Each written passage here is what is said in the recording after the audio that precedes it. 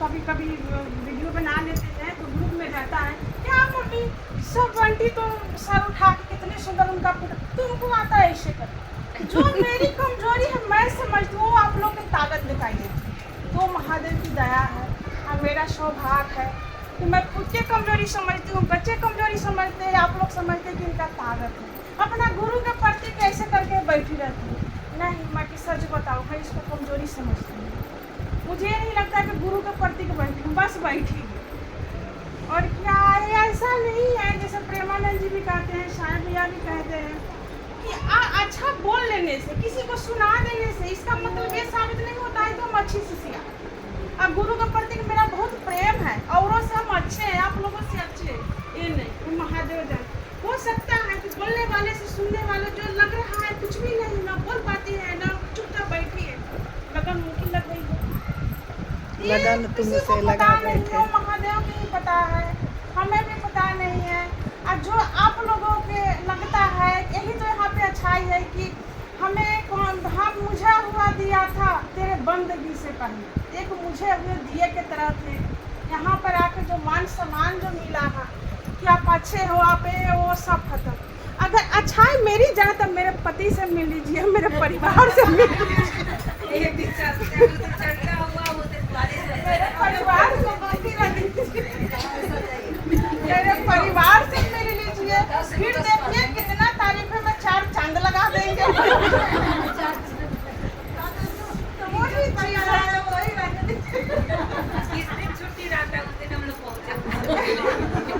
जब बताइए आ जाइए, अभी छुट्टियाँ उनका रहता है। तो वही चीज है कि ऐसा कुछ नहीं है, ठीक है। यहाँ पर यही तो है कि घर का कमियाँ, यहाँ पर कोई किसी में कमियाँ नहीं देखता, अच्छाई देखता है। एक हमारी सोच यहाँ पर आकर बदल गई, इस सब में अच्छाई। अब बाकी वही चीज़ें थोड़ा थोड़ा तो बदल रहा है। महादेव के प्रतीक जो है भाव, वो लगन किसी को नहीं कहते हैं कि अभी जो रविदास को जो दीदी जो पढ़ी है कितना सुंदर है, अगर लगन हमें घर में भी रह के लग गई तो हो गया भजन। वो लगन लगता कहाँ। अभी दीदी बताई कि हमने बुक पढ़ा, वो शब्द छप गए, ठीक है। किसी किसी का बोलने में तेज है, किसी न किसी को महादेव कुछ ना कुछ देता ही है, बाकी महादेव के तस्वीर नहीं छपी, ये सच तो कहाँ लगे। हमने किताब में पढ़ा, हम किसी को लेट से याद होता, किसी को जल्दी हो जाता, और कितना ही है। बाकी वो चीज है जब महादेव से लगन लग गए, एक बोली में है, ठहरा हुआ नहीं, दिल में नहीं उतरा, ठीक है, बोली में ही है। तो कमाल तो किया है, महादेव की दया हुई है कि पहले से अब में तो फर्क है। जिस दिन दिल में उतर जाएगा उस दिन कमाल होगा, अच्छा होगा। अभी दिल में नहीं उतरा है। हमने ये बोलते हैं कि क्या है, हम हताश रहे हैं, अभी ठहराव नहीं है, मेरा भी मन में हताशा है, निराशा है। जो दीदी कही कि महादेव हमें जैसे कहते हैं ना कि बच्चा नालायक पर स्कूल जाते थे तो महादेव कहते तू जाओ गेट से बाहर रहो, वही वाला कहानी थोड़ी सी कभी महसूस होती भी है।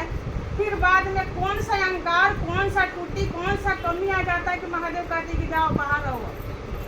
अब सोचिए मन में हताशा कि क्या हो गई, अब पहले वाली नहीं होती है महसूस। जैसे पति प्यार करता है, बच्चा प्यार करता है, माँ को लगता है पहले बाबू तो बहुत मम्मी मम्मी करता था, अब नहीं करता, कहाँ पे खो रहा है। यही महादेव के साथ भी अब होती है। प्रेमानंद जी कह रहे हैं, उनका भी सत्संग बहुत सुंदर साफ सुथरा, कोई जिंदगी बोझ बनाने वाली नहीं। आप ऐसे कर कोई तवीज जो पहनते हैं न गला में, न किसी के आशीर्वाद से, हमने जो पाप किए ठीक है, आशीर्वाद भी होता होगा। हम अगर किसी संत के हम कुछ नहीं करेंगे, खाली आशीर्वाद लेके उन्हें बताए हुए रास्ता पर नहीं चलेंगे, तभी मेरा कल्याण नहीं है। वो कह रहे हैं कि नाम जपो, नाम का ही जो कल्लू का जो कहते हैं कि सिर्फ नाम जपो, नाम में ही एक जो मन का जो कचरा है वो जाके निकलेगा। अब इतना सुंदर कृष्ण से उद्धव पूछ रहे हैं, प्रेमानंद जी बता रहे हैं, बहुत सुंदर उनका लगता है। हे भगवान, अगर ये आत्मा अजर है, अमर है, शाश्वत, इनकी मृत्यु नहीं होती तो मृत्यु होता किसको? शरीर भी है, नश्वर है। जैसे काठ का एक बना दिया, उसमें एक प्रकाश, जैसे फ्रिज बहुत सुंदर किसी ने बना दिया, उसमें जब बिजली वाला कनेक्शन जब नहीं लगाएगा तब प्रकाश उसमें होगा नहीं, वो काम करेगा। वो एक तो डब्बा है, वो तो वही है। उसी तरह हम लोग हैं, शरीर तो नश्वर है, शरीर है। अब परमात्मा जो कहते हैं आत्मा है, ईश्वर है, हम अंदर उनका अंश है, यही प्रकाश है। उसमें जब है तो प्रकाश है, सब कुछ चल। शरीर तो यहीं पर जल जाता है, तो मरता कौन? कौन है। तो बड़ा हो सकता है कि उनका बात हमें ज़्यादा अच्छा नहीं समझ में आता, कुछ कुछ समझ में आती है तो बहुत अच्छा लगता है। वो कह रहे हैं कि मारता कौन है, आत्मा भी नहीं मारता, अजर अमर सब है, ब्रह्म वही है जो शिव है, कण कण में है। शरीर तो यही काट समझ लिए, चाहे कुछ भी समझ लिए, जब तक वो खत्म हो जाएगा उसका तो यही पर खत्म हो जाती है। जैसे कि जन्म मरण जिसका होता है, मर के भी फिर दूसरी जन्म, वो किसका होता है, तो बता रहे हैं कि हमारी जो है ज्ञान इंद्रिया जो चाहे है हमें कि हम घर बनाते, मेरा पुत्र होता, हम कुछ बनते, ये चाहे जो है इसी का मरण जीवन होता। जैसे दीदी कहती है ना कि मोह माया से जिसका क्षय हो जाएगा उसी को मोक्ष मिलेगा। जब तक ये क्षय नहीं होगा हम बार बार आते रहेंगे, जाते रहेंगे। बड़ी सुंदर इस पर समझा रहे, ये भी गुप्त है। भगवान भी जो उनका प्रिय भक्त उनसे सवाल किया उन्हीं को बताए हैं।